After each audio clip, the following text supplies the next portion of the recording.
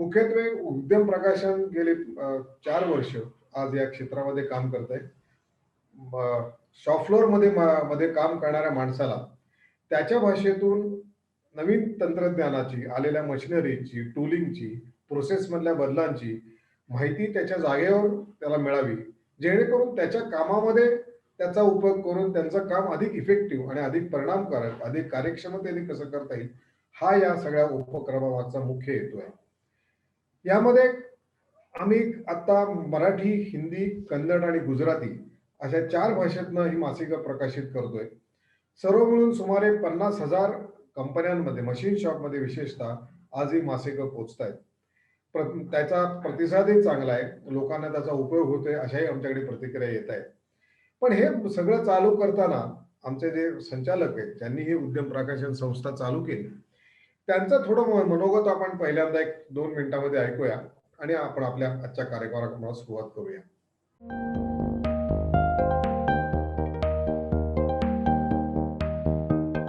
भारतीय भाषात पुस्तकं म्हणा, मासिकं ही बेसिकली मी काढताना कुठल्या प्रकारचा, म्हणजे कामगार वर्ग समोर डोळ्यासमोर होता का, इंजिनियर होता का, काय म्हणजे तुम्ही समोर काय होता त्याच्या? कामगार वर्गच होता. माझ्या घरी मी फॅक्टरी चालू केल्यावरती तिथं काम करणारी बाई होती, तिच्या भावाला नोकरी पाहिजे होती. बरं. मी म्हटलं तो 10वी शिकलाय, ITI धाडणार असेल तर मी घेतो. मग तो आला, म्हणाला पण मला इंग्रजी शिकायला लागेल, ITI मला ते जमत नाही, तो लहान गावातनं आलेला शेजारच्या, मग इंग्रजीच येत नाही, ITI शिकायला सुद्धा इंग्रजी पाहिजे. म्हणजे मला फारच त्याचा राग आला. मी शिकत होतो तेव्हा मला मराठी शिकण्याचा अभिमान होता. तुमच्यापेक्षा तैवान मोठा, तुमच्यापेक्षा कोरिया मोठा, 1 कोटी 1.5 कोटीचा देश, आणि आपण जसं सुरू केलं तेव्हा कोरिया सुद्धा म्हणजे काय म्हणायचं, खेड्यांचाच देश होता. कोरिया सुद्धा, होय, तैवान सुद्धा तसंच होतं. कुठे गेले आणि त्यांच्याशी बोलताना समजतं, ते काही करायचं म्हटलं तर त्यांचे कॉन्फिडन्स असतो, मी करू शकतो. आपले लोक बोलतात काय असं, ते परदेशातनं आलं तर मी वापरतो. भाग तो चीन वगैरे किंवा तैवान आहे, कोरिया आहे, म्हणजे कोणीही तिथे इंग्लिश वापरत नाही, इंग्लिश शब्द बोलला जात नाही रस्त्यावरती. अशा ठिकाणी जाऊन ते आपल्यापेक्षा वर गेलेले आहेत. इंग्लिशमुळे आपले लोक स्वतः विचार करायला विसरले. रेडीमेड मिळतं ते वाचायचं आणि हे करायचं, काम करायचं. कारण आपल्या भाषात तुम्ही ज्ञान भाषा बनवल्याच नाहीत, काही लिहिलंच नाहीत, सगळं दुसरीकडनं मिळतं तेच वापरता. म्हणजे लिहायला पाहिजे. CMTI मधनं बाहेर आल्यावरती मी काही झालं तरी एक्सपोर्ट करायचा, व्हॉल्यूममध्ये करायचा. आणि कारण देशी मालाला काही किंमत नव्हती, आणि ती किंमत तुम्ही परदेशी नाही गेल्याशिवाय तुमची किंमत तुम्हाला येता येत नाही. ती प्रूव्ह होऊन येते, तिथून मग आपले लोक वापरायला लागतात. बरोबर. मुळात अभिमान पाहिजे. तुम्ही काम करताना तुम्ही कोणीतरी दुबळे लोक आहात आणि आपलं बिचारं एवढं केलं की आपण ही पंचायत सोडली पाहिजे. आणि त्यासाठी भाषाच महत्त्वाची आहे. ती इमेज बदलली नाही तर आपला देश पुढे जाणार नाही. तेव्हा मी हे जे काय करतोय ती मला पटलेली सुरुवात आहे. मासिक आत्ता सुरू केलं आहे. आता सुरुवातीला आम्ही ट्रेनिंग पुस्तकं पाहिजे होती आम्हाला ITI साठी. बरं. पण त्यासाठी स्टाफ पाहिजे, कुठेतरी रेग्युलर इन्कम पाहिजे, असं म्हणलं सुरुवातीला मासिक तयार करू. बरोबर. मग आता पुस्तक ह्या वर्षी तयार होईल. सगळ्या भाषांना ती सुरू केली की तुम्ही फक्त मराठीतनंच कसं केलं आहे. मग आता कानडी आहे, गुजराती आहे, हिंदी आहे, आता तमिळ सुरू होणार.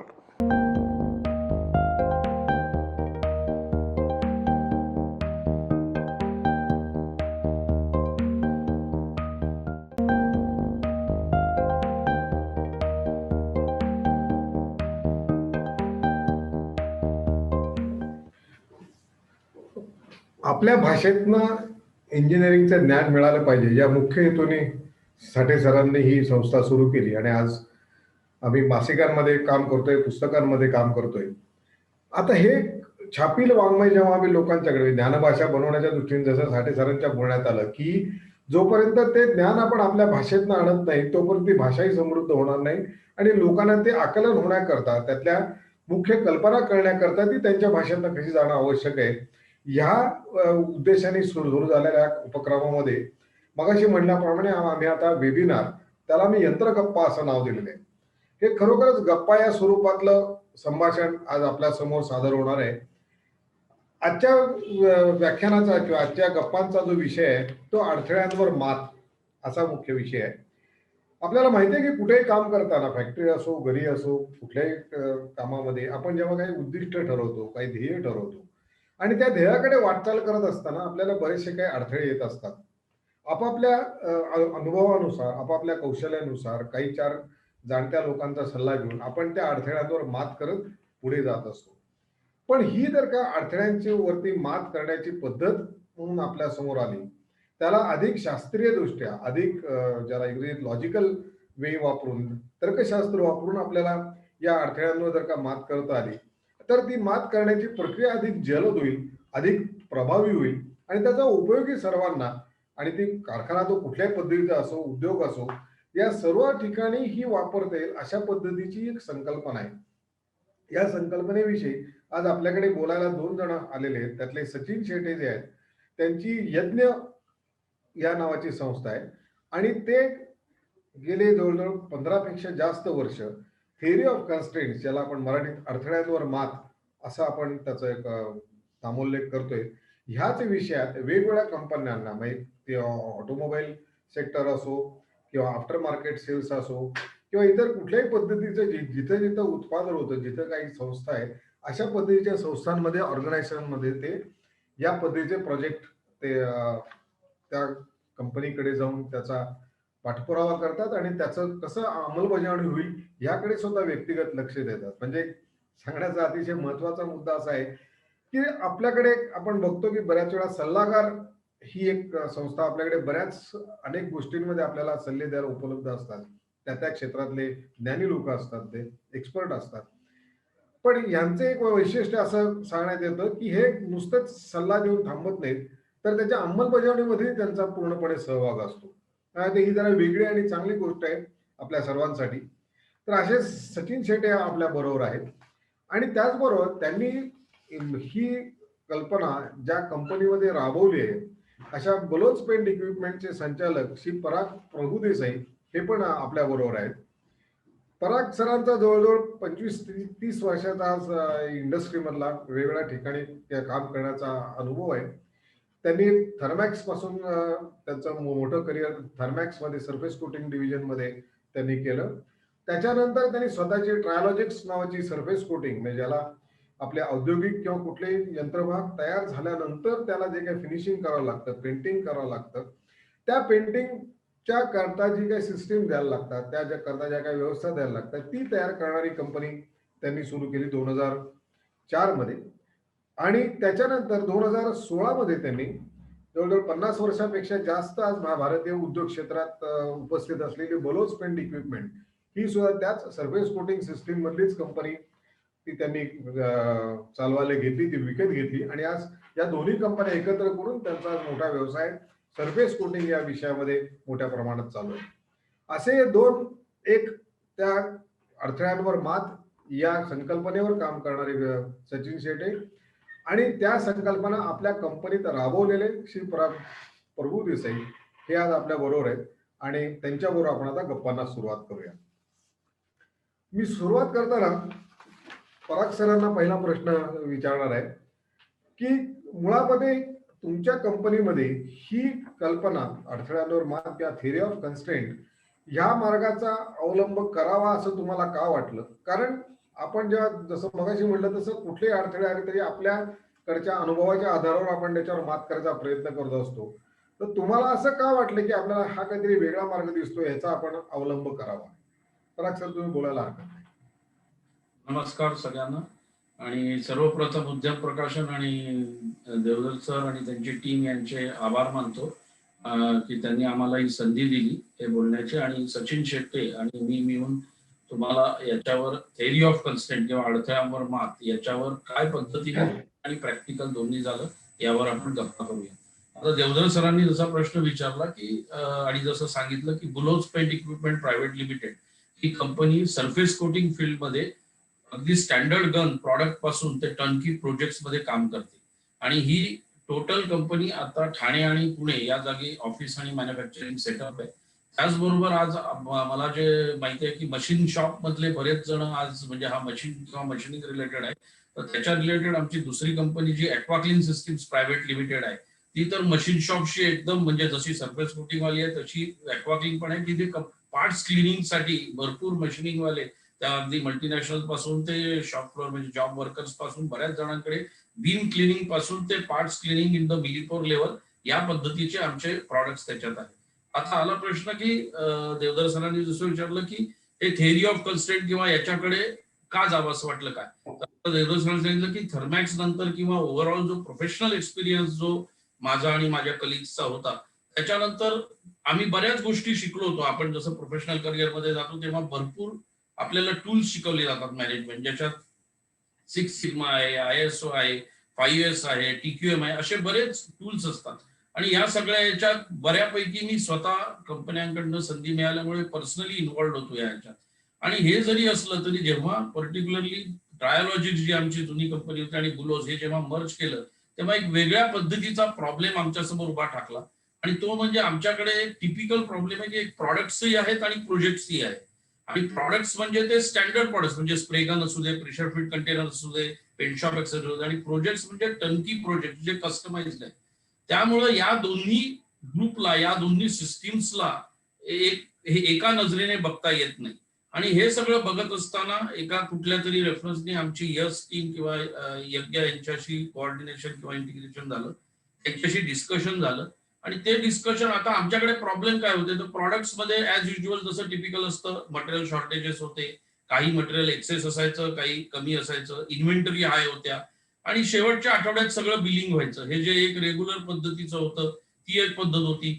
डीलर्सला आम्ही पुश करायचो, आमचे प्रॉडक्ट्स हे डीलर डिस्ट्रीब्युटर थ्रू जातात, त्यांना आम्ही पुश करायचो की हे तुम्ही प्रॉडक्ट्स घ्या. मग त्यांनी कॅश फ्लो डिस्टर्ब व्हायचा, सप्लायर पेमेंट डिस्टर्ब व्हायचं. आणि एक पद्धतीचं खूप पर्सनल इन्व्हॉल्वमेंट असायची, ही सगळी गोष्ट प्रत्येक बघितली. आणि आमच्याकडे सिस्टीम्स कुठल्या होत्या, तर त्या सगळ्या सिस्टीम एक्सेल बेस्ड सिस्टीम होत्या. जरी ERP असलं तरी त्याचं इंटिग्रेशन नव्हतं, म्हणजे डबल एंट्री होते, असे बरेच प्रॉब्लेम प्रोडक्ट रिलेटेड होते. प्रोजेक्ट्समध्ये नॅचरली जेव्हा प्रोजेक्ट घेतो तेव्हा त्याची टाइमलाईन डिफाईन करणं हा एक मोठा चॅलेंज असतो. कारण तुम्हाला माहित नसतं, कस्टमर म्हणतो मला 15 आठवड्यात पाहिजे किंवा 12 आठवड्यात पाहिजे, पण तुमच्याकडे एक सिस्टीम पाहिजे की, कारण शेवटी एका फंक्शन पासून कुठल्याही कंपनीमध्ये दोन तऱ्हेचे फ्लो असतात, एक डॉक्युमेंट फ्लो आणि एक मटेरियल फ्लो. आणि हे दोन्ही जर बरोबर गेले तरच तो प्रोजेक्ट किंवा तो प्रॉडक्ट किंवा जे डिलिव्हर आपल्याला आउटपुट होतं. तर जेव्हा यज्ञ टीम बरोबर आमचं सचिन शेट्टी आणि त्यांच्या टीम बरोबर इंटरॅक्शन झालं, त्याच्यानंतर आम्ही त्यांच्या ते जिथे इम्प्लिमेंट करत होते तिथे एका इंडस्ट्रीत व्हिजिट केलं. आम्ही ते समजून गेलं सगळं. आणि जसं देवधर सरांनी सांगितलं की आपल्याकडे कन्सल्टंट म्हणजे एक प्रकार असा आहे की ऐकावं, सांगावं आणि त्यांनी सांगून आपण इम्प्लिमेंट करावं. या लोकांचं किंवा यांच्या टीमचं जे मला ऍडव्हान्टेज असा दिसला की हे प्रत्येक त्याच्यात इन्व्हॉल्ड होतात. आणि मी पुढे आपण जाऊ तसं जसं बघू तेव्हा कळेल की कसं मॅनेजमेंट आणि त्यांची इन्व्हॉल्वमेंट या दोघांची इन्व्हॉल्वमेंटनी हे सक्सेस होतं, नाहीतर हे सक्सेस होऊ शकत नाही. आणि सगळ्यात महत्वाची थेअरी ऑफ कन्स्ट्रेंट मध्ये जेव्हा या लोकांनी सांगितलं तेव्हा जसं याचे जे फाउंडर आहेत इलू गोल्डर, ज्याच्याबद्दल सचिन सर सांगतील, तर ते पुस्तक, त्याचं ट्रेनिंग हे सगळं दिल्यामुळे असं वाटलं की आतापर्यंत आपण जे नाही केलं ते काहीतरी आपल्याला वेगळं याच्यातनं इम्प्लिमेंट करता येईल. आणि हा सगळा होलिस्टिक अप्रोच आहे. म्हणजे थेरी ऑफ कन्स्ट्रेंट किंवा अडथळ्याचा मात ही जो प्रकार आहे, हा फक्त एका याच्यावर बघत नाही, तो तुम्हाला पूर्ण कंपनीचे सर्व पॅरामीटर्सवर फोकस करतो. आणि त्यातलं महत्वाचे जे मुद्दे आहेत, अडथळे आहेत, ते आपल्याला दूर कसे करायचे आणि ते दूर करण्याच्या पद्धती हे आपल्याला शिकवतात. त्यामुळे आम्हाला थेरी ऑफ कन्स्ट्रेंट या याच्याकडे हे प्रॉब्लेम सॉल्व्ह करायला असं जावंसं वाटतं. धन्यवाद पराग सर. सचिन सरांकडे जाण्यापूर्वी मी सर्व प्रेक्षकांना एक नम्र विनंती करतोय की तुम्हाला हे ऐकत असताना काही प्रश्न जर का पडले तर तुम्ही तुमच्या स्क्रीनवर जो चॅट बॉक्स आहे त्या चॅट बॉक्स मध्ये तुम्ही तुमचे प्रश्न लिहून पाठवू शकता. आपल्या यांचं सर्वांचं दोघांचे प्रेझेंटेशन झाल्या प्रयत्न करू. समजा काही प्रश्न शिल्लक राहिले नंतर तुम्हाला तुमच्या मेलवर त्या प्रश्नांची उत्तर पाठवण्याची व्यवस्था आहे. सचिन सर, आता तुम्हाला मला असं विचार आहे की पराग सरांनी एक त्यांच्याकडे कुठल्या पद्धतीचे प्रश्न होते, काय समस्या होत्या ते आपल्याला सांगितलं. आता तुम्ही त्यांच्या समस्या बघताना काय विचार केला, कशा पद्धतीने त्यांच्या समस्यांना तुम्हाला उत्तर देता येईल असा तुमचा एक प्लॅन तयार केला, आणि त्या निमित्ताने थेरी ऑफ कन्स्ट्रेंट म्हणजे नक्की काय आहे हे जर आम्हाला थोडक्यात सांगावं अशी विनंती करतो. धन्यवाद देवधर साहेब आणि उद्यम प्रकाशनला. बेसिकली ज्या वेळेला परागजी आम्हाला अप्रोच झाले आणि त्यांचे जे काही प्रॉब्लेम्स त्यांनी आम्हाला सांगितले, तर आमचा एक फर्म विश्वास होता. पण बिफोर दॅट आय विल मी माझं प्रेझेंटेशन शेअर करतोय. हो.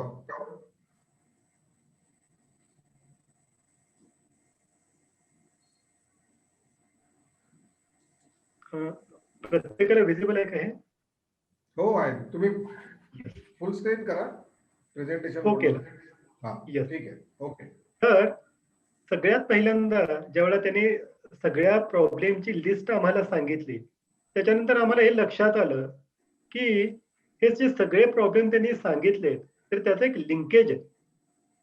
एक प्रॉब्लेम जरी प्रोडक्शनला जरी फेस करत असला, तर त्याचं रूट कुठेतरी प्रोडक्शन बरोबर सप्लाय चेन मध्ये किंवा प्रोक्युरमेंट मध्ये आहे, किंवा त्याचं रूट कुठेतरी फायनान्स मध्ये आहे.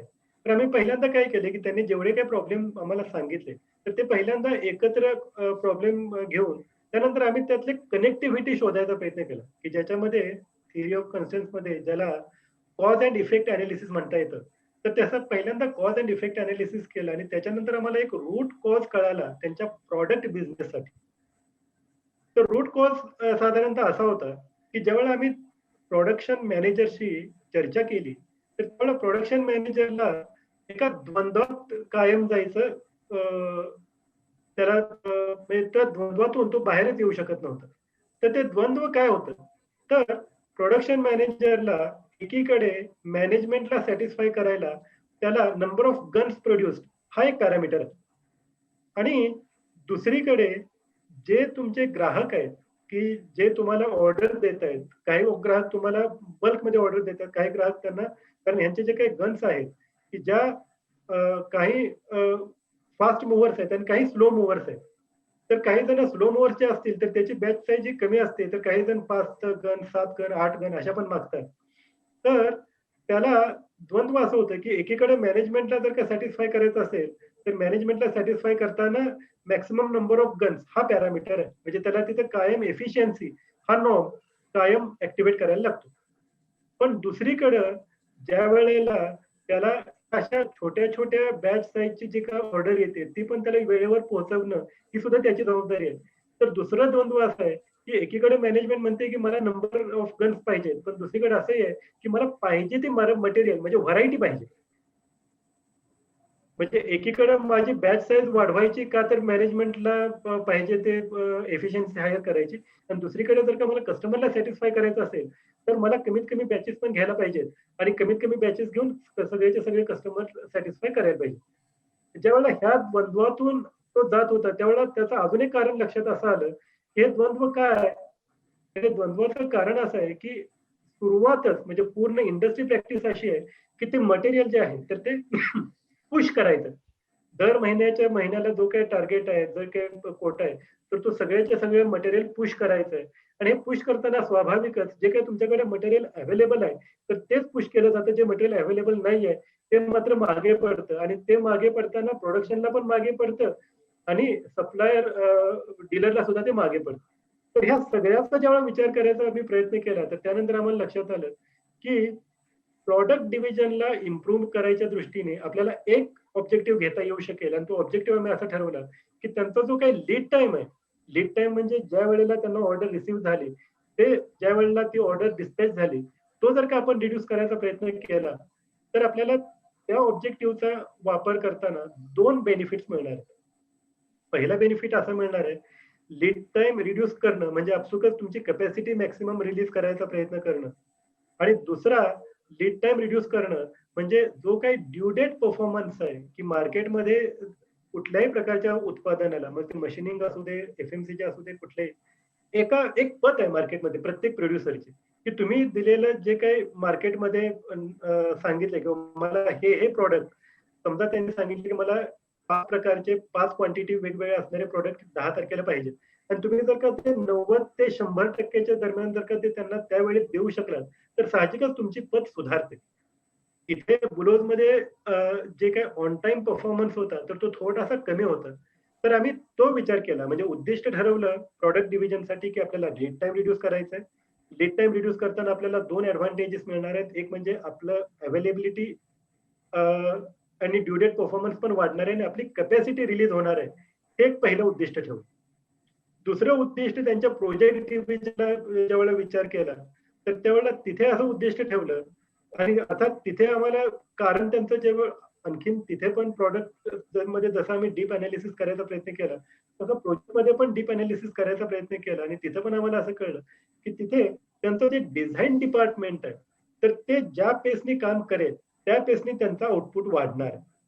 त्यामुळे आम्ही असं ठरवलंय की तिथे डिझाईन डिपार्टमेंट आपल्याला किती इम्प्रूव्ह करता येईल, तो एक उद्देश ठेवला आणि तिथे पण आम्ही लीड टाइम रिडक्शन हे आणि ऑन टाइम इन फुल म्हणजे दिलेली कमिटमेंट ही 100% आपल्याला फुलफिल करायची आहे. अशा प्रकारे आम्ही नियोजन करायला सुरुवात केली.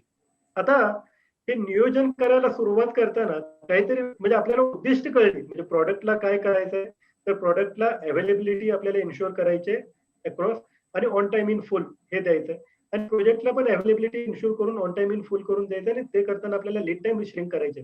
तर हे करताना आम्ही ही थिअरी कशी इस्टॅब्लिश त्यांच्या एन्व्हायरमेंट मध्ये केली, तर त्याच्याविषयी मी थोडस बोलतो. पहिल्यांदा कृतज्ञता ज्यांनी ही थिअरी आपल्याला दिली, तर हे एक इस्रायली एलियाहू गोल्ड्रॅट नावाचे सद्ग्रहस्थ आहेत, हे आता आपल्या जगात नाही आहेत. तर त्यांनी ही पूर्ण थिअरी ती गोल नावाच्या कादंबरीमध्ये त्यांनी ही कादंबरी आहे बरं, ही कादंबरीमध्ये पूर्ण त्या थिअरीचा उहापोह करायचा प्रयत्न केला आणि ते पुस्तक आजही टॉप 10 सोल्ड बुक्स मध्ये आहे.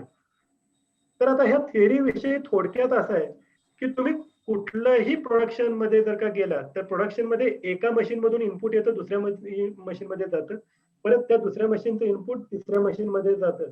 तर ह्याची साधारणतः आपण एका चेनशी कंपॅरिझन करू शकतो आणि ही जी चेनची कंपॅरिझन आहे, तर हे ज्या वेळेला तुम्ही प्रोडक्शन हाऊस मध्ये इमिटेट करायचा प्रयत्न करता किंवा ते अप्लाय करायचा प्रयत्न करता, तर त्यावेळी तुम्हाला असं जाणवतं की तुमच्या प्रोडक्शन लॅब मध्ये आपण म्हणू किंवा प्रोडक्शन हाऊस मध्ये जो काही इक्विपमेंट आहे की ज्याची कॅपॅसिटी सगळ्यात कमी आहे तुलनेने इतरांच्या कॅपॅसिटीच्या मानाने, तर तिथे आपल्याला बरंच मटेरियल हे क्यू मध्ये असलेलं दिसतं. आता हा जो रिसोर्स आहे की ज्याची कॅपॅसिटी तुलनेने इतरांच्या कॅपॅसिटीपेक्षा कमी आहे, तो झाला आपला कन्स्ट्रेंट आणि ही पूर्ण थिअरी त्या कन्स्ट्रेंट वरतीच आधारित आहे की पहिल्यांदा तो कन्स्ट्रेंट कोण आहे ते शोधा आणि दुसरा त्याची करोलरी किंवा दुसरा त्याचा व्यत्यास असा पण आहे की तुमची जी काही इम्प्रुव्हमेंट फोकस करायचा आहे, तर तो इम्प्रुव्हमेंट साठीचा जो फोकस आहे तो फक्त कन्स्ट्रेंट वरती करा. इतर ठिकाणी जर का तुम्ही काही फोकस करणार असाल तर ते वेस्ट आहे, त्याचा काही तुम्हाला उपयोग होणार नाही. तर थोडक्यात काय की रेट जो काही तुमच्या प्रोडक्शन हाऊसचा आहे, रेट ऑफ प्रोडक्शन आपण ज्याला म्हणू, तर तो रेट ऑफ प्रोडक्शन हा डिटरमिन करतो ज्याच्यावरती अवलंबून असतो तो म्हणजे कन्स्ट्रेंट आहे. ही पहिल्यांदा ते थिअरी इस्टॅब्लिश करते. तर आता ह्या कन्स्ट्रेंटचं एकदम उदाहरण जर का बघितलं तर ते तुम्हाला ह्या स्लाइड मधून दिसेल की समजा तुम्हाला ग्रॅव्हिटी फीड म्हणजे गुरुत्वाकर्षण बलाचा वापर करून जर का आपल्याला पाणी एका बाजूकडून दुसऱ्या बाजूला जर का न्यायचं असेल, तर तुम्हाला इथं असं दिसेल की हे त्याच्या पाईपचे डायमीटर्स आहेत A B C D E आणि ई इथं जो काही त्याचा व्यास आहे तो सगळ्यात कमी आहे. तो झाला त्याचा कन्स्ट्रेंट. म्हणजे तुमचं जे काही मॅनेज करायचे, जे काही तुम्हाला अभ्यास करायचा आहे, जे तुम्हाला इम्प्रुव्हमेंट करायचे, तर जोवर ती इम्प्रुव्हमेंट इथं फोकस नसतीये तोवर त्या इम्प्रुव्हमेंटला अर्थ नाही. इथे इथे इथे करून उपयोग नाही, का तर ते कुठे ना कुठेतरी इथे अडकणार आहे आणि पुढे पण करून उपयोग नाही, का तर जे अडकलेलं मटेरियल ह्या रेटनेच पुढे पडणार आहे. त्याच्यामुळे अलीकडे किंवा पलीकडे सुद्धा इम्प्रुव्हमेंट करून उपयोग नाहीये. तर मग पहिल्यांदा ज्यावेळेला आपण कन्स्ट्रेंट आयडेंटिफाय करतो, तर एलियाहू गोल्ड्रॅट यांनी ते कन्स्ट्रेंटला मॅनेज करायच्या दृष्टीने जे काही स्टेप्स सांगितल्या ते आपण इथं थोड्याशा बघूया. त्याला थिअरी ऑफ कन्स्ट्रेंट्स मध्ये 5 फोकसिंग स्टेप्स असं नाव आहे. पण हे फोकसिंग स्टेपला जाण्यापूर्वी अजून एक महत्वाची गोष्ट असते, ते म्हणजे तुमचा गोल काय आहे. म्हणजे मगाशी जसं आपण प्रॉडक्ट अँड प्रोजेक्ट विषयी इम्प्रुव्हमेंटच्या दृष्टीने बघितलं, तर आपला गोल काय आहे, तर आपल्याला लीड टाइम रिड्यूस करायची. आपला अजून एक गोल काय आहे, तर ऑन टाइम इन फुल म्हणजे ड्यू डेट परफॉर्मन्स पण आपल्याला मेंटेन करायचं. तर ह्या गोल सापेक्ष जे काही मेजरमेंट आहे ते पण तुम्हाला क्लिअर असायला पाहिजे. आणि एकदा का ते गोल आणि मेजरमेंट क्लिअर असले तर मग आपण त्या 5 फोकसिंग स्टेप्स मधून जाऊ शकतो. तर पहिली स्टेप काय आहे, जसं मगाशी म्हणालो मी, की पहिल्यांदा कन्स्ट्रेंट कुठे आहे ते शोधा. एकदा का ती कन्स्ट्रेंट कुठे आहे ते शोधली की त्याच्यानंतर डिसाइड हाऊ टू एक्सप्लॉइट ह्या शब्दाचा अर्थ असा आहे की 100% युटिलायझेशन. म्हणजे मगाशी जसं मी ग्रॅव्हिटी फील्डची आकृती दाखवली तर तिथं ई ह्या डायमीटर मधून आपल्याला सातत्यानं पाणी गळेल याची व्यवस्था करायला पाहिजे. सातत्यानं म्हणजे अगदी 100%. मग त्याच्या दृष्टीने जर काही विचार केला तर तिथं जे काही पाणी गळण्याची आपल्याला व्यवस्था करायची आहे तर ते करताना कुठल्याही प्रकारची ऍडिशनल इन्व्हेस्टमेंटची गरज नाहीये. पुष्कळ वेळेला आमचा अनुभव असा आहे की तो कन्स्ट्रेंट जर का आयडेंटिफाय आम्ही त्यांना करून दिला तर पुष्कळ वेळेला त्याचं काम हे त्याची कॅपॅसिटी ही वेस्ट होत असते. अगदीच आपले जे वेस्टेजेस आहेत ते जरी आपण अरेस्ट केले, ते जरी आपण ऍड्रेस केले तरी सुद्धा तुम्हाला इम्प्रुव्हमेंट सिग्निफिकंट दिसू शकते. तिसरा जो मुद्दा आहे की जो सगळ्यात महत्वाचा आहे थिअरी ऑफ कन्स्ट्रेंट्सचा, तो म्हणजे subordinate everything else to constraint. Subordinate ह्या शब्दाचा अर्थ आहे की जिथे जिथे त्यांचा परफॉर्मन्स, ज्या ज्या इक्विपमेंटचा परफॉर्मन्स हा जास्त आहे तर तो दाबा, सप्रेस करा आणि तो इतकाच ठेवा की जेणेकरून कन्स्ट्रेंटला लागणारा जो काही रिक्वायर्ड क्वांटिटी, रिक्वायर्ड मटेरियल आहे त्याच्याच रेटनी तो सुद्धा काम करेल. जर का तुम्ही तिथे सुद्धा एफिशियन्सी द्यायचा प्रयत्न केला तर अननेसेसरीली कन्स्ट्रेंटच्या समोर ते मटेरियल अडकेल आणि ते करताना तुमची इन्व्हेंटरी पण वाढेल. आणि इन्व्हेंटरी वाढताना अजून एक असं होईल की ते इन्व्हेंटरी वाढल्याबरोबर जे मटेरियल तुम्हाला प्रायोरिटीच्या ऑर्डरसाठी लागणार आहे ते कदाचित ऑलरेडी कन्झ्युम झालेलं असतं. आणि ही जी मेथड आहे की सबऑर्डिनेट एव्हरीथिंग एल्स, म्हणजे जिथे जिथे तुमचा परफॉर्मन्स जास्त आहे तिथे तुम्ही सप्रेस करा, तो कमी करा. ही स्टेप थोडीशी अवघड आहे पण ते करणं गरजेचं. आणि एवढं सगळं झाल्यानंतर जर का तुम्हाला जाणवलं की माझ्या ऑर्डरचा फ्लो आणि माझी अवेलेबल कॅपॅसिटी ह्याच्यामध्ये अजून सुद्धा गॅप आहे, अजून सुद्धा तफावत आहे, तर त्यामध्ये जिथे तुमचा कन्स्ट्रेंट आयडेंटिफाय केलाय तर त्या कन्स्ट्रेंटची कॅपॅसिटी वाढवा. म्हणजे आपण एक्सपान्शन सुद्धा करताना कसं करतोय तर तो विस्तार सगळीकडे विस्तार नाही करत आहे. विस्तार जिथं गरजेचं आहे तिथंच विस्तार करतोय. आणि हे सगळं केल्यानंतर जर का तुम्हाला वाटलं की अरे आता मात्र जे काही मगाशी मी आयडेंटिफाय केलेला कन्स्ट्रेंट आहे तर तो आता नाहीये, तर मग परत ही स्टेप ह्या परत करा जेणेकरून कोणीतरी दुसरा आता कन्स्ट्रेंट आला असेल तर ते शोधा. आता या मशीन शॉप मध्ये तर टिपिकली जर का बघितलं तर मशीन शॉप मध्ये कसं होतं तर मशीन शॉप मध्ये त्याची स्टेप, त्याचे इम्प्लिमेंटेशन ह्याच्या बाबतीत पण आपण ही चर्चा करूया. पण पहिल्यांदा आपण ही थिअरी नक्की काय सांगते हे आधी समजून घेऊया. म्हणजे तो आपल्याला जर का परत रिवाइज करायचं असेल तर रिवाइज करताना आपण दोनच गोष्टी मला सांगायच्या. कन्स्ट्रेंट हा सगळ्यात महत्वाचा.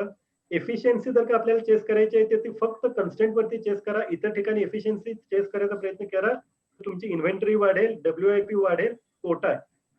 आणि दुसरं जे महत्वाची गोष्ट आहे की इतर ठिकाणी तुम्ही जर का काही इम्प्रुव्हमेंट प्लॅन्स जर का काही घेतले असतील तर त्याचा सुद्धा उपयोग नाहीये. आता हे झालं आपल्या थिअरी संदर्भात. दुसरं, या थिअरीला पोषक असे 3 मेजर्स पण आहेत, त्याच्याविषयी पण आपण एकदा बोलूया. आता थ्रूपुट किंवा थिअरी ऑफ कन्स्ट्रेंट जर का म्हणाला तर थिअरी ऑफ कन्स्ट्रेंट्सला सिनर्जिक असे 3 मेजर्स आहेत.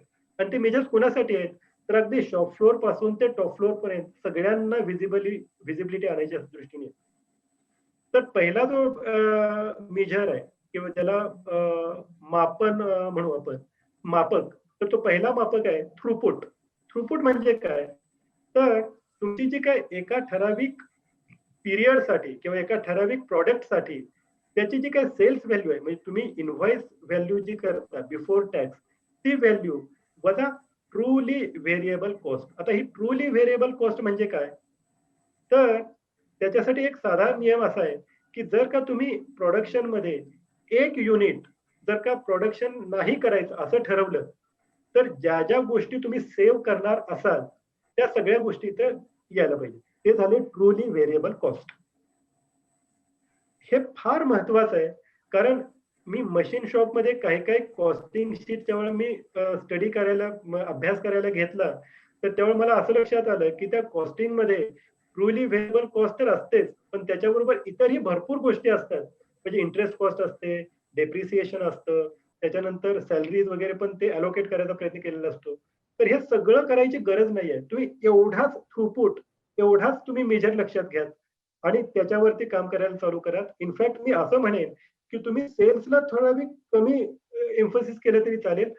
थ्रूपुटला हे करा. म्हणजे असंही करता येईल, की सेल्स आणि प्रॉफिट याचा जो काही लिनिअरिटी आपल्या मनात असते, की मला जर का प्रॉफिट वाढवायचं असेल, तर सेल पण वाढवायचा आहे. तर असं नाहीये.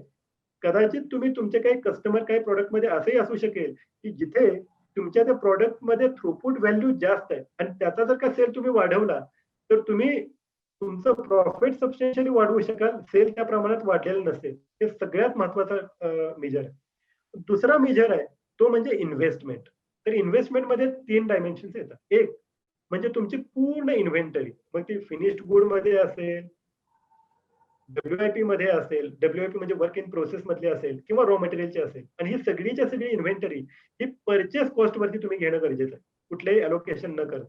हा झाला पहिला इन्व्हेस्टमेंट. दुसरा तुमचे सगळे रिसिव्हेबल्स कारण ते सुद्धा तुमचे पैसे मार्केटमध्ये अडकलेले आहेत. ते सुद्धा त्या इन्व्हेस्टमेंटमध्ये यायला पाहिजे. आणि तिसरा तुम्ही जे काही इंडस्ट्रीमध्ये मशीन्स असतील किंवा इतर कुठल्या ज्या गोष्टी असतील, सॉफ्टवेअरमध्ये जे काही तुम्ही पैसे वगैरे घातले असतील, तर all tangible and intangible assets हा जो तुमचा पूर्ण नेट ब्लॉक आहे, तो सुद्धा तुमच्या इन्व्हेस्टमेंटमध्ये येतो. आणि तिसरा जो प्रकार आहे, तो म्हणजे ऑपरेटिंग एक्सपेन्स. आणि ऑपरेटिंग एक्सपेन्स म्हणजे काय? तर जे ट्रुली व्हेरिएबल नाहीये, ते सगळ्याच्या सगळं ऑपरेटिंग एक्सपेन्समध्ये येतं. म्हणजे तुमचे सॅलरीज, इलेक्ट्रिसिटी, इंटरेस्ट वगैरे, वगैरे हे सगळं. आता आपल्याला काम करायचं आहे, म्हणजे काय करायचं आहे इंडस्ट्रीमध्ये? तर आम्ही असं म्हणतो, की ज्या रेटने ऑपरेटिंग एक्सपेन्स तुमचा वाढतो, त्याच्यापेक्षा कितीतरी जास्त रेटने तुमचा थ्रूपुट वाढायला पाहिजे. म्हणजे तुम्ही प्रत्यक्षात फोकस कशावरती करायला पाहिजे? तर थ्रूपुट वाढवण्यावरती फोकस करायला पाहिजे.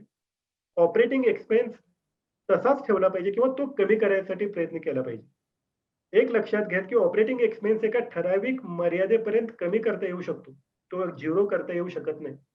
पण थ्रूपुट वाढवण्यासाठीचं जे काही अवेलेबल उपलब्ध संधी असतात, तर त्या भरपूर असतात.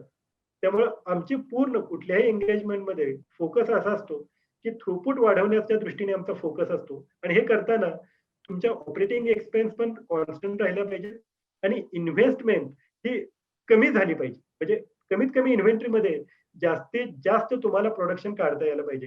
हा आमचा उद्देश असतो.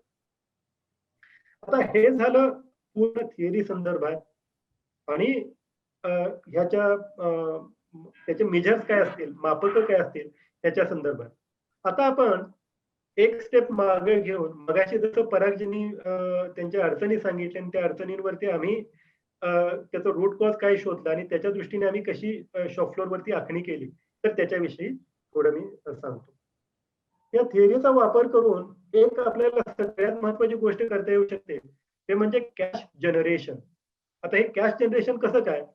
तर जसं मी मगाशी म्हणालो, तसं ज्यावेळेला आपण लीड टाईम रिड्यूस करायचा प्रयत्न करतो, तर लीड टाईम रिड्यूस करताना एक तुम्हाला उपलब्ध संधी होते, ते म्हणजे तुमची हँडची कॅपॅसिटी वाढते. का तर जर का एखादी ऑर्डर तुम्ही 10 दिवसात कंप्लीट करत होता, ती जर का 7 दिवसात कंप्लीट करत असाल, तर 3 दिवसांची जी काही कॅपॅसिटी रिलीज झाली आहे ह्या थिअरीमुळं, तर ती थिअरीमुळं रिलीज झालेली कॅपॅसिटी त्यामध्ये तुम्ही जास्तीत जास्त ऑर्डर फ्लो वाढवू शकतो आणि त्याच्यामुळे तुमची कारखाना हा कॅश जनरेशनचं मेकॅनिझम बनू शकतो.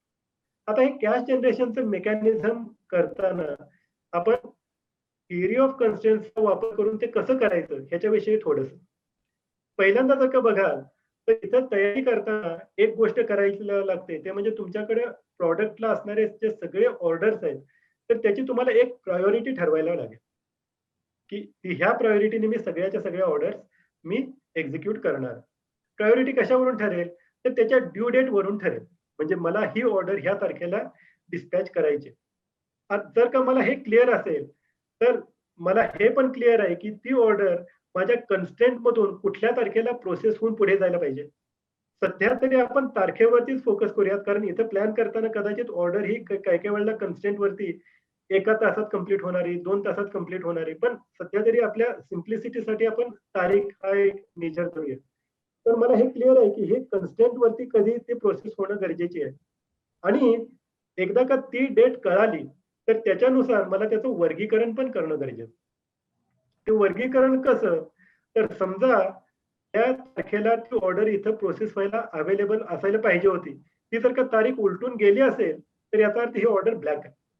म्हणजे सेल्स ऑर्डर नंबर 1 ही जी ऑर्डर आहे, तर ती ऑर्डर कदाचित काल किंवा परवा दिवशी तिथं प्रोसेस होऊन जाणं अपेक्षित होतं.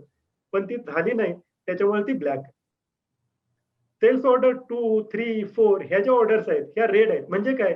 तर त्यांची तिथं असण्याची जी काही डेट आहे, तर ती क्लोज आहे. जवळ यायला लागली आहे. आणि 5, 6, 7 ह्या ज्या आहेत, त्या येलो आहेत. म्हणजे काय?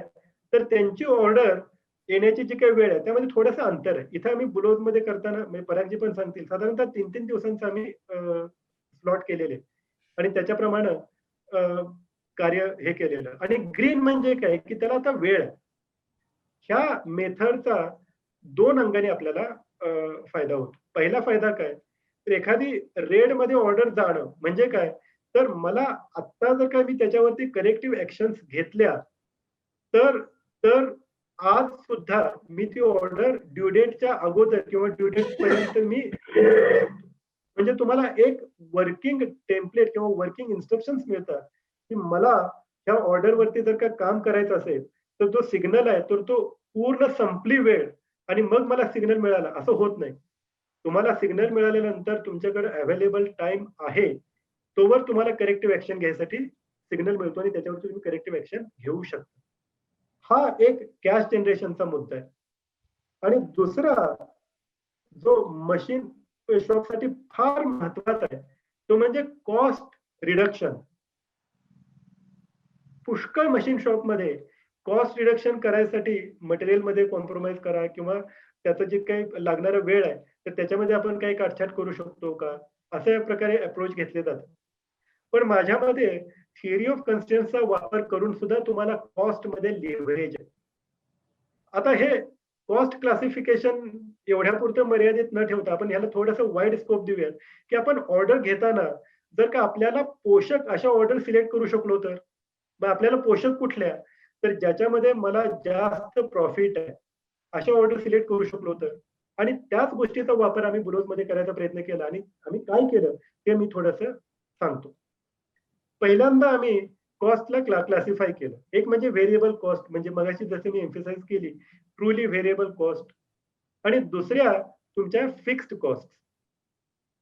साधारणतः तिथे पण अशीच प्रॅक्टिस होती, की जर का मला कॉस्टिंग शीट करायची असेल, तर व्हेरिएबल मटेरियल वगैरे, वगैरे ह्याची कॉस्ट पण ॲड केली जायची आणि इनडायरेक्ट, डायरेक्ट एक्सपेन्सेस, डेप्रिसिएशन वगैरे सगळं ॲड केलं जायचं. तर पहिल्यांदा मी त्यांना सांगितलं, की तुमचा जो मेजर आहे, तर तो थ्रूपुट ठेवा. म्हणजे जर का तुम्हाला ऑर्डर ॲक्सेप्ट करायची असेल किंवा त्याचा जर का सिलेक्शन क्रायटेरिया असेल, तर पहिला क्रायटेरिया असेल, की ती जर का ऑर्डर मी घेत असेल, तर त्या ऑर्डरमधून मला किती थ्रूपुट मिळणार आहे, हा एक पहिला क्रायटेरिया ठेवला. बाकीचे जे काही इनडायरेक्ट एक्सपेन्सेस वगैरे, वगैरे जे सगळे आहेत, ते सगळे बाजूला ठेवले आणि तिथं आम्ही एक निकष असा ठेवला, की दर आठवड्याला माझा एक ठराविक ऑपरेटिंग एक्सपेन्सचा खर्च आहेच आहे. तर दर आठवड्याला मी जेवढ्या काही ऑर्डर जनरेट करेन, तर त्या ऑर्डर जनरेट केलेल्याचा जो काही थ्रूपुट आहे, तो मात्र ऑपरेटिंग एक्सपेन्सच्या वरती पाहिजे. एवढा मात्र आम्ही दंड घालून दिला आणि ते दर आठवड्याच्या आठवड्यालाच आम्ही करायचं ठरवलं. तर पहिला जो डायमेन्शन आहे, तो म्हणजे थ्रूपुट. म्हणजे ऑर्डर आली त्याच्यामधून मला किती थ्रूपुट मिळतंय हे पहिल्यांदा बघा. आणि दुसरा जो डायमेन्शन आहे, तर तो डायरेक्टली आपल्याला थिअरी ऑफ कन्स्ट्रेंट्सशी जाऊन भेटतो. ते म्हणजे ती ऑर्डर जर का मला प्रोसेस करायची असेल, तर त्या प्रोसेस करताना आयडेंटिफाईड कन्स्ट्रेंट वरती किती वेळ लागतोय त्याचा? ते इक्वेशन आम्ही मांडायचा प्रयत्न केला. आता वादाकरता आपण 2 ऑर्डर घेऊ. एक ऑर्डर आहे, की ज्याच्यामध्ये माझा जर का कन्स्ट्रेंट आहे, तो जर का लेथ मशीन असेल आणि त्या ऑर्डरमध्ये ₹100 थ्रूपुट आहे आणि ती ऑर्डर एक्झिक्यूट करायला लेथ मशीनवरती मला जर का 1 तास लागणार असेल, म्हणजे काय? तर 1 तासात मी ₹100 थ्रूपुट कमवू शकतो. त्या ऑर्डर ए मध्ये. ऑर्डर बी बघितली, तर ऑर्डर बी मध्ये असं लक्षात आलं, की ऑर्डर बी मध्ये प्रॉडक्टचं जे काही थ्रूपुट आहे, तर ते मात्र 15 युनिट आहे. सॉरी 30 युनिट आहे आणि त्याची 4ची ऑर्डर आली आहे. तर त्याची जर ऑर्डर बघितली तर ती ऑर्डर एक्झिक्यूट करताना एका ऑर्डर एक्झिक्यूट करायला जो काही थ्रूपुट किंवा कन्स्ट्रेंट आहे, लेथ मशीन आहे, तर लेथ मशीन वरती 15 मिनिटं लागतात. म्हणजे जरी त्या ऑर्डर एका युनिटमध्ये मला जरी 30 युनिट हा थ्रूपुट मिळत असला तरी 4 युनिटच्या वेळी मी एक्झिक्यूट करणार आहे, तर 30 मल्टिप्लाइड बाय 4 म्हणजे माझा जो काही थ्रूपुट मिळणार आहे त्या ऑर्डर मधून तो 120 रुपयांचा थ्रूपुट आहे.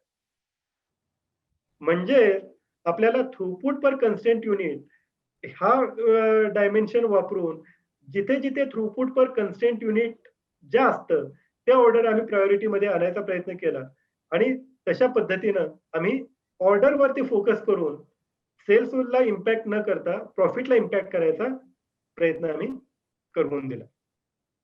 आता हे झालं आम्ही बुलोज मध्ये काय काय केलं, शॉप फ्लोर मध्ये काय काय करायचा प्रयत्न केला त्याच्या संदर्भात. आता पुढचा जो भाग आहे की ज्याच्यामध्ये परागजी तुम्हाला सांगतील की त्यांना हे इम्प्लिमेंट करताना काय काय गोष्टींची पूर्वतयारी करायला लागली आणि काय काय गोष्टी मधून त्यांनी आम्ही जे काही एक्सेल बेस्ड प्लॅनिंग इंजिन केलं तर त्याचे सुद्धा आम्ही तुम्हाला काही ग्लिम्स पण दाखवू शकतो. ओव्हर टू दीपकजी आणि परागजी. थँक्यू.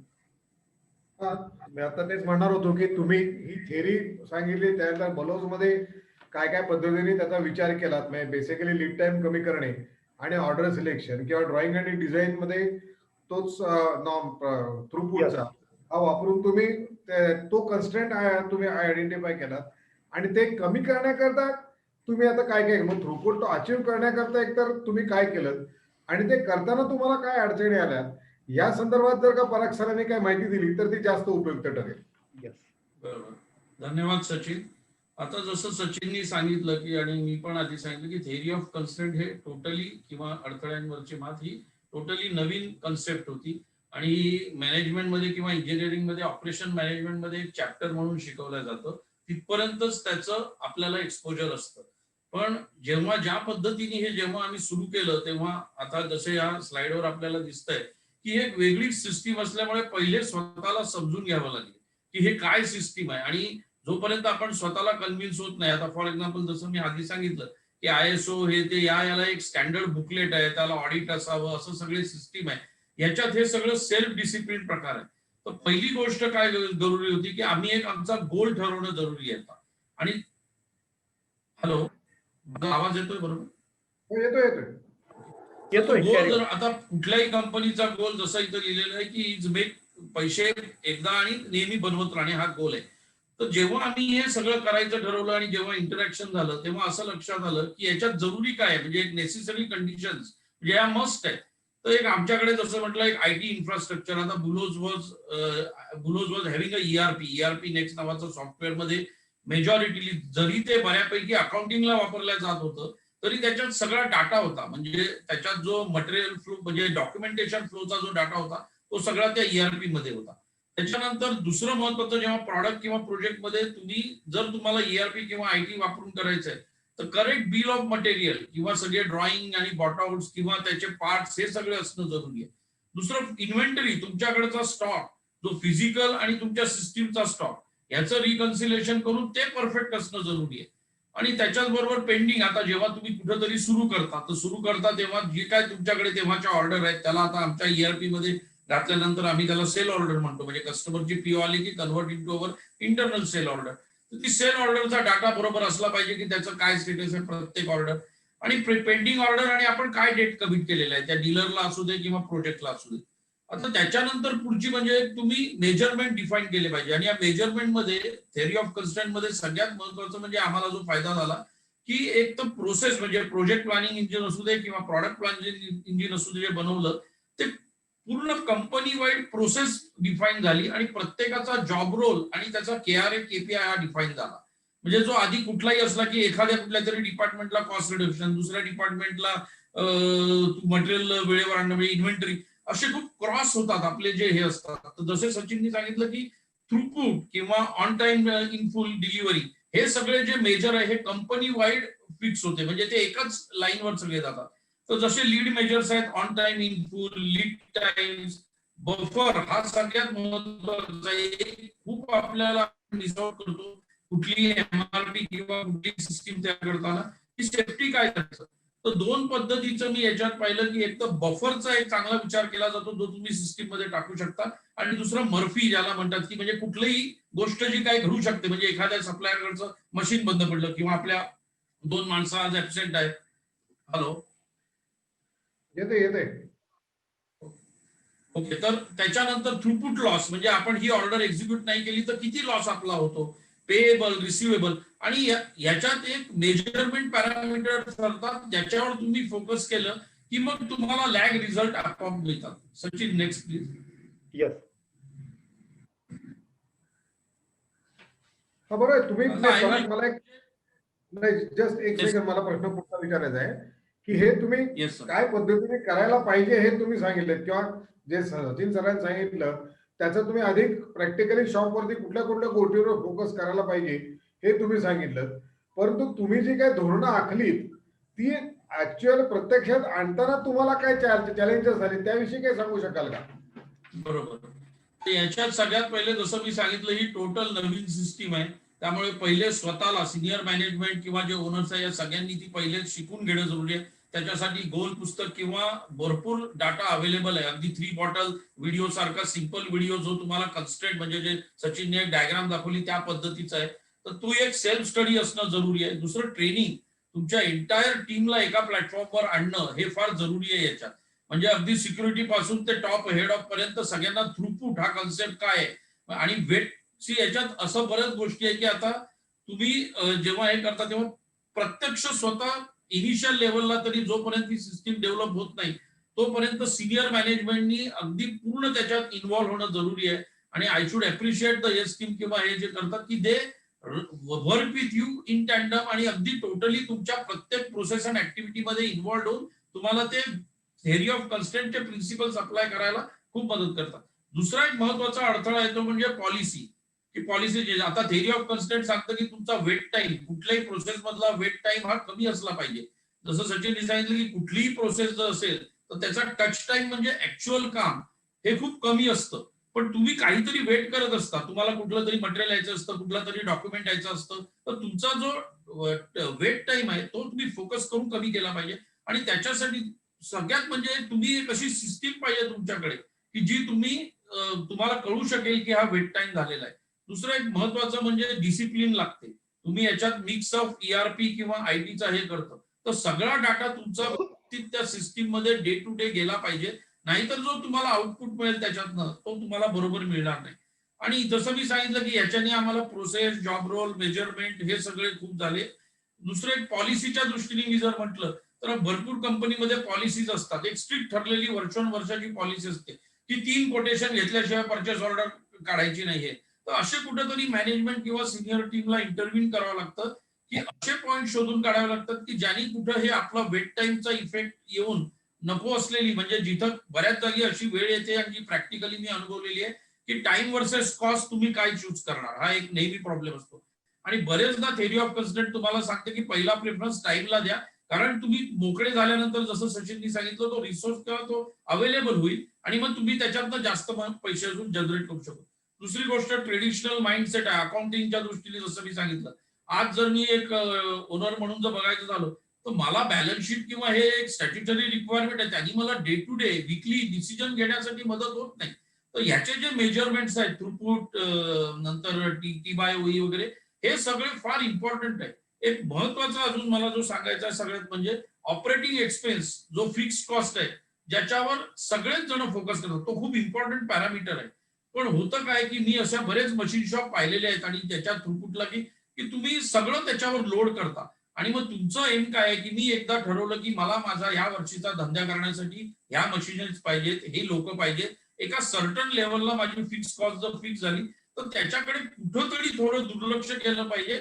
आणि माझी सेल्स आणि माझे मटेरियल कॉस्ट याचा जो येऊन जो थ्रूपुट येतो, हा थ्रूपुट त्या फिक्स कॉस्ट पेक्षा कसा जास्त असेल याच्यावर सगळ्या कंपनी फोकस केलं पाहिजे. तर याच्यात सगळ्यात महत्वाचा अडथळा म्हणजे सगळ्या कंपनीला अलाइन करणं या सिस्टीमला. कारण आपण परत परत तिकडे जातो आणि ही सिस्टीम जशी आता सचिननी नावच आहे process of ongoing improvement, he improve होत राहते. तुम्ही एका लेवलवर येता, मग तुम्हाला अजून काहीतरी लॅकुना सापडतात, तुम्ही त्याच्यावर पुढे जाता.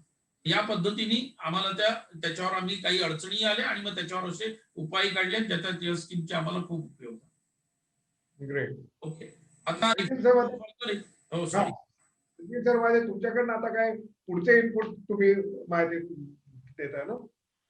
नाही, आता नाही, मी याच्यात जे गुलोज मध्ये आम्ही प्रत्यक्ष केलं ते मी हा. तुम्हाला जर सांगतो, जे सचिननी स्टेप सांगितल्या होत्या की पाहिजे. बिझनेस आणि प्रोजेक्ट बिझनेस जर पाहिलं तर प्रॉडक्ट मध्ये आम्ही जसं सांगितलं की डीलरकडे आम्ही पुश करायचो मटेरियल.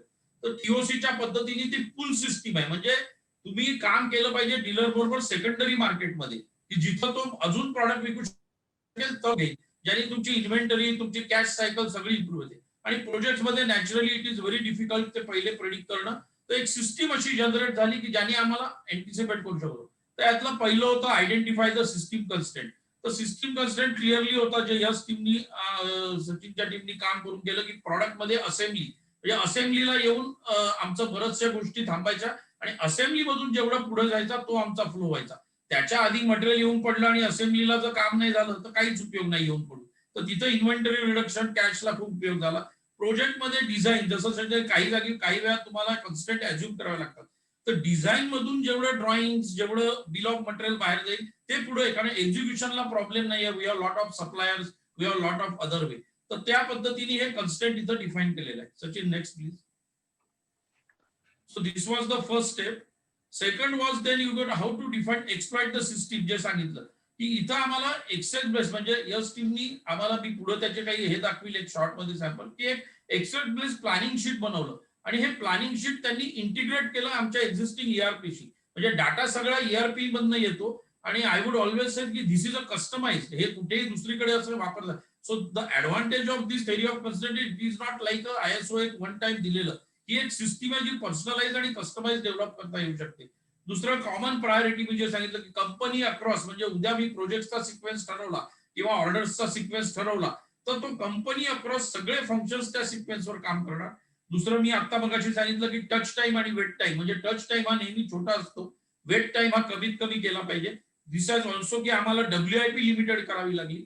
आणि सगळ्यात महत्वाचे म्हणजे बफर्स, म्हणजे तुम्ही जे काय कुठलं प्रॉब्लेम येऊ शकतात, की असं जरुरी नाही आता बफरच्या दृष्टीने पाहिलं तर इथं कलर पण, आणि ही जी सिस्टीम बनवलेली आहे ही जरी एक्सेल मध्ये असली आणि आता आम्ही त्याच्यावर काम करतोय की ती ईआरपी मध्ये इंटिग्रेट कशी करता येईल, तर या सिस्टीम मध्ये तुम्हाला व्हिजिबिलिटी मिळतात. Most important and with Sachin has also shown की हे जे कलर्स आहेत हे फार इम्पॉर्टंट आहे. हे तुम्हाला खूप व्हिजिबिलिटी देतात, की तुम्हाला, मला माहिती आहे आता ब्ल्यू म्हणजे एक्सेस आहे, ब्लॅक म्हणजे त्या दिवशी तो ब्लॅक क्लिअर केल्याशिवाय घरी जायचा नाही, ही एक कंपनी पॉलिसी जर बनवली की ते ब्लॅक म्हणजे तुम्ही न केलेल्या कामामुळेच तो ब्लॅक आलाय. रेड म्हणजे डेंजर झोन, की जिथं तुम्ही काम केलं पाहिजे. Yellow is caution and green is you already have the time.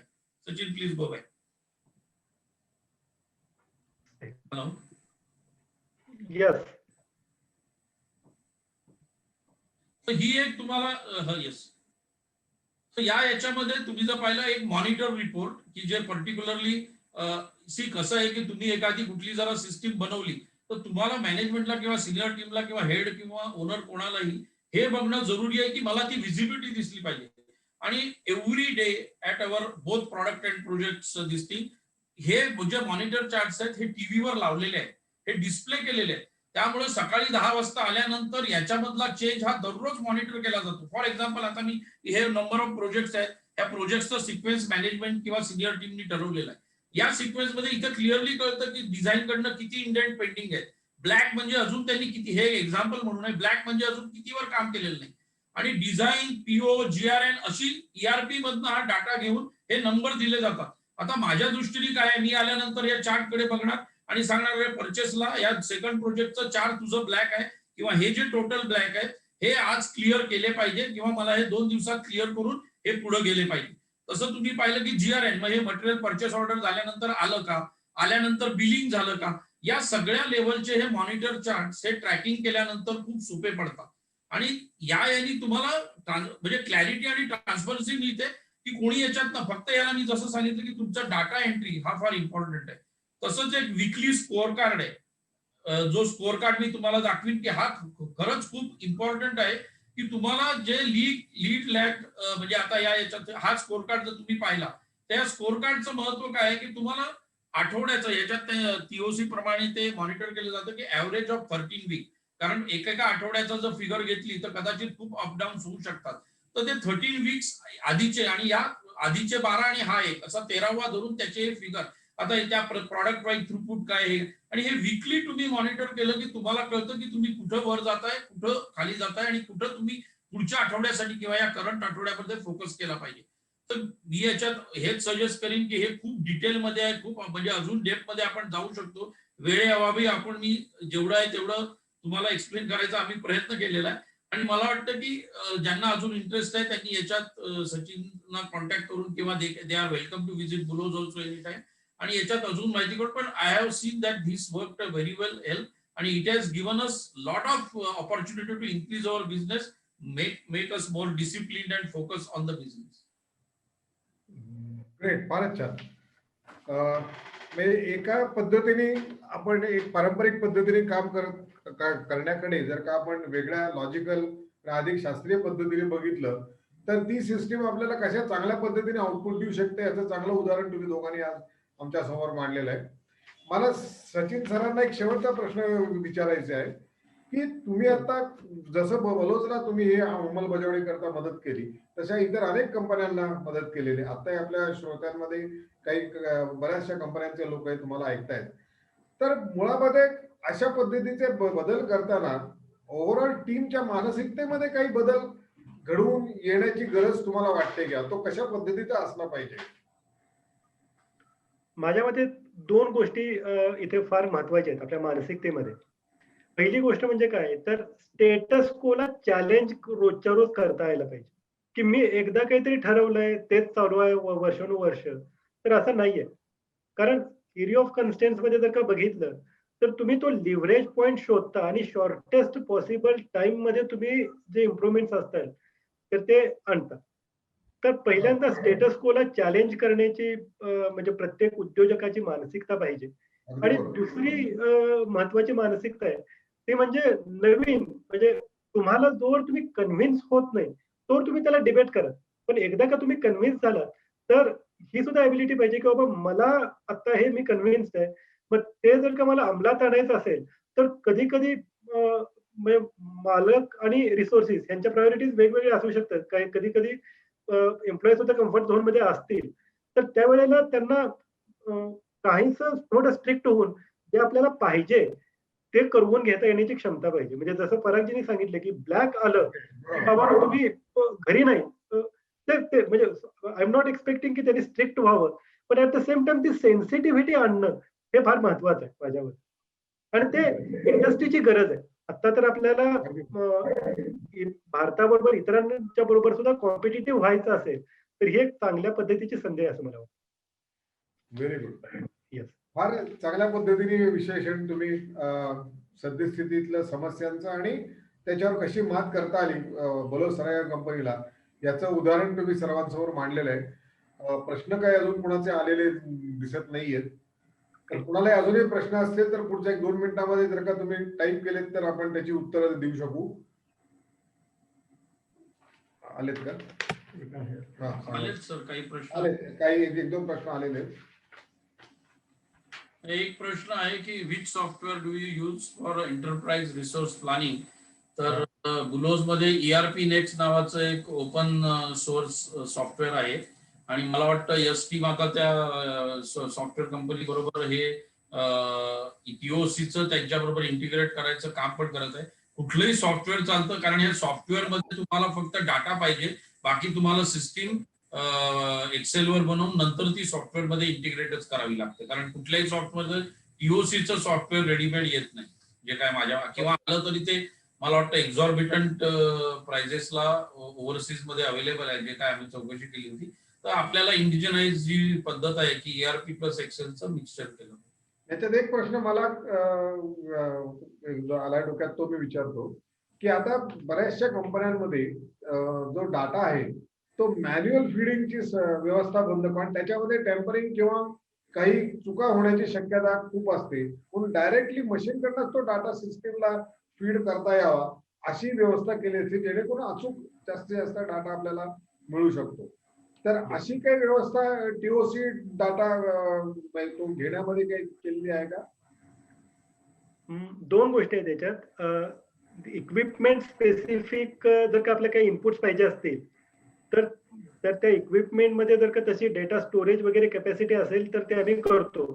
पण इथे मला एक गोष्ट सांगावीशी वाटते की सगळा डेटा अनालिसिस करायची आवश्यकता पुष्कळ वेळेला नसते. बरोबर. जो तुमचा कन्स्ट्रेंट आयडेंटिफाय केलेला रिसोर्स आहे तिथे मात्र तुम्हाला ती OOEE म्हणजे ओव्हरऑल इफेक्टिव्हनेस, इक्विपमेंट इफेक्टिव्हनेस, तिथे मात्र आम्ही OEE. फार स्ट्रिंजंटली तो मॉनिटर करतो.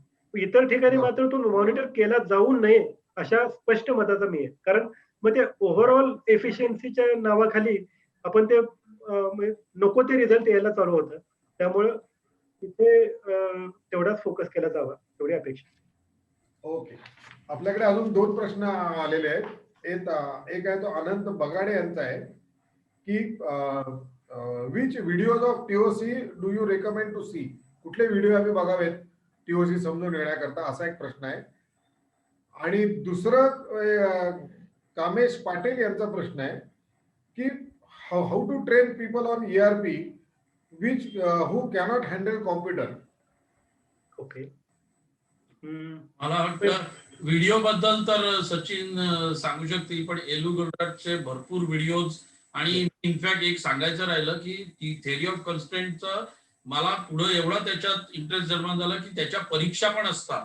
म्हणजे त्याची एक इन्स्टिट्यूट आहे आणि सचिनच्या मार्गदर्शनाखाली मी त्या परीक्षा देण्याचा प्रयत्नही केला. आणि टीओसी हे मार्केटिंग पासून ते सर्व्हिस पर्यंत टोटल स्ट्रॅटा कव्हर करतं. त्याचे वेगवेगळे भरपूर व्हिडिओज आहेत. आय थिंक सचिनना जर इंडिपेंडेंटली कॉन्टॅक्ट केला, आणि मला वाटतं युट्यूबवर पण अगदी फ्रीली अवेलेबल आहे.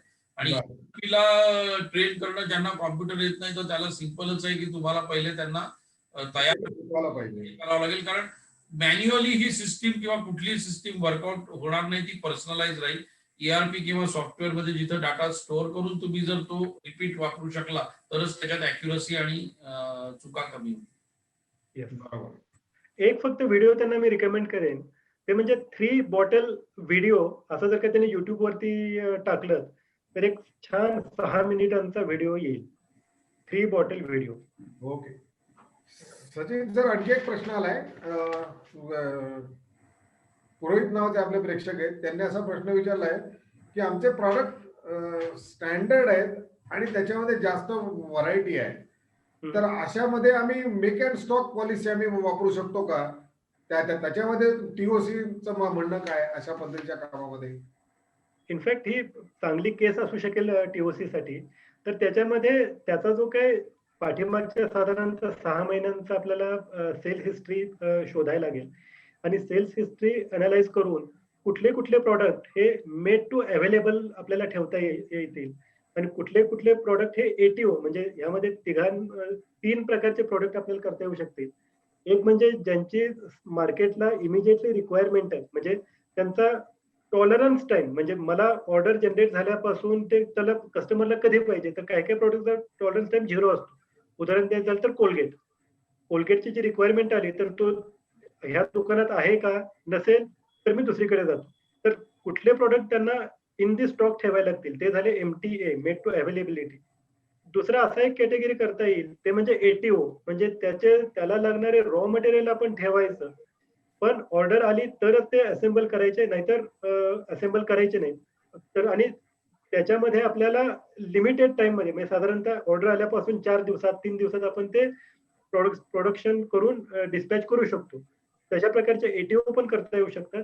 आणि तिसरा प्रकार म्हणजे MTO, की ज्या फार रेअर ऑर्डर्स असतील की ज्याच्यामध्ये आपण स्टोअर काही करणार नाही रॉ मटेरियल, ऑर्डर आली की सप्लायर कडून रॉ मटेरियल घेणार, प्रोड्यूस करून देणार आणि त्यांना देणार. साहजिकच त्यांचा जो काही लीड टाइम आहे तो जास्त असतो आणि कस्टमरची पण अपेक्षा ती इमिजिएटली मिळावं अशी नसते. तर अशा प्रकारे वर्गवारी करून आपल्याला ते करता येईल. पण हे फार त्रोटक उत्तर झालं. जर का पुढे सविस्तर माझ्याशी चर्चा केली तर त्यांना बरंच तुम्हाला संपर्क साधू शकतात तुम्ही. माझी पुरोहित सरांना अशी विनंती आहे, तुम्ही जर का आम्हाला कॉन्टॅक्ट केला तर आम्ही सचिन सरांचा तुम्हाला संपर्क देऊ. तुम्ही त्यांच्याशी संपर्क साधला तर अधिक सविस्तर तुम्हाला माहिती याची मिळू शकेल. एखादा यांचा प्रश्न आहे अजय परळीकरांचा की स्कोर कार्ड करता काही स्टँडर्ड फॉर्मॅट असतात का? स्टँडर्ड फॉर्मॅट पेक्षा खरं तर हे स्टँडर्ड तुम्ही करूच नका. तुमच्या ऑर्गनायझेशनची जी काही रिक्वायरमेंट आहे, तर ती समजून घेऊन तुम्हाला ते करायचे. तत्व एवढंच आहे, की मला माझा कन्स्टंट सातत्यानं कामात ठेवायचा आहे, पहिली गोष्ट. दुसरं मला माझे मनी फ्लो म्हणजे इन्व्हेंटरी मॉनिटर करताना मला इन्व्हेंटरी अवेलेबिलिटीला पण कॉम्प्रोमाइज न करता इन्व्हेंटरी वाढू द्यायची नाहीये. इन्व्हेस्टमेंटमध्ये दुसरा कॉम्पोनंट आहे रिसिव्हेबल आणि पेएबल, तर त्याच्यामध्ये मला बॅलन्स आलाच पाहिजे. तर तिथं मला ते मॉनिटर करताच यायला पाहिजे. आणि तिसरी जी गोष्ट आहे, की जे तुमचा थ्रूपुट आणि ऑपरेटिंग एक्सपेन्स ह्याचा ताळमेळ दर आठवड्याच्या आठवड्याला मिळतोय का? समजा तुमचा आठवड्याच्या आठवड्याला एक 50 लाखांचा ऑपरेटिंग एक्सपेन्स आहे. तर दर आठवड्याला तुम्हाला जेवढ्या काही ऑर्डर तुम्ही जनरेट करता आहात, तर त्यांचा थ्रूपुट हा 50 लाखांपेक्षा जास्त असायलाच पाहिजे. बट ऑब्व्हियस आहे. तर ते आठवड्याच्या आठवड्याला कुठले पॅरामीटर्स एम्फसाइज करायचे, तर हे त्यांच्या ऑर्गनायझेशनची रिक्वायरमेंट, त्यांच्या ऑर्गनायझेशनची मार्केटची आत्ताची स्थिती, त्यांचं प्रॉडक्ट वगैरे या सगळ्यांवरती अवलंबून असते. स्टँडर्ड करायचा शक्यतो प्रयत्न करू नका. कारण बरोबर. ह्याच्यामध्ये महत्वाची गोष्ट काय आहे, की ते कुठले पॅरामीटर आपल्याला ट्रॅक करायचे आहेत, तर त्याचं आयडेंटिफिकेशन फार महत्वाचं आहे. चुकीचा पॅरामीटर ट्रॅक करून कुठेतरी दुसऱ्याला तो प्रेशर देऊ शकतो आणि चुकीचा रिझल्ट येऊ शकतो. खरंय. ओके, माझे प्रश्न आता संपलेले आहेत. पुरोहितांनी सुद्धा विनंती केली सचिन सरांचा कॉन्टॅक्ट डिटेल द्यायची. माझे रोहित आपण पाठवू शकू सर्वांना ज्यांना आवश्यकता आहे त्यांना. सर्वांना ज्यांना गरज आहे त्यांना आम्ही नक्की पाठवू सचिन सरांचा कॉन्टॅक्ट नंबर. ही आजची आपली यंत्रगप्पाचा आपण हा आपला कार्यक्रम आता इथं संपवतोय. अतिशय उपयुक्त माहिती विशेषतः छोट्या उद्योजकांना जिथे कस्टमरच्या मागण्या या वेगवेगळ्या पद्धतीच्या येत असतात. त्याच्यामध्ये बऱ्याच प्रकारची मगाशी सचिन सरांनी सांगितलं तशी द्वंद्व ऑपरेटिंग शॉपवरती काम करणाऱ्या सुपरवायझर पासून कामगारापासून ते वरच्या मालकापर्यंत येत असतात की पहिलं हे करू का ते करू. कारण दोन्ही प्रेशर्स ही तेवढीच कदाचित काही वेळा महत्वाची असतात. तर या अशा पद्धतीच्या प्रेशर मध्ये काम न करता अधिक सिस्टमॅटिक आणि शांतपणे काम करत गेलं तर जेणेकरून तुम्ही तुमचा आउटपुट हे वेळच्या वेळी लोकांकडे देऊ शकता, जेणेकरून तुमचा जो ग्राहक आहे तो अधिक संतुष्ट राहील आणि त्याच्याकडनं तुम्हाला जास्तीत जास्त मागणी ऑर्डर्स यायला लागेल आणि ह्याचा उपयोग अर्थातच तुमचा बिझनेस कसा वाढेल, कसा अधिक चांगल्या पद्धतीने होईल ह्याच्याकरता होणार आहे. त्यामुळे सर्वांचे मनपूर्वक आभार. या दोघा व्यक्तींचे महत्वपूर्ण अतिशय आभार की तुम्ही वेळात वेळ काढून तुमची माहिती आमच्या सगळ्या श्रोत्यांपर्यंत पोहोचवली आणि सर्व प्रेक्षकांचे आणि श्रोत्यांचे मनपूर्वक आभार. धन्यवाद.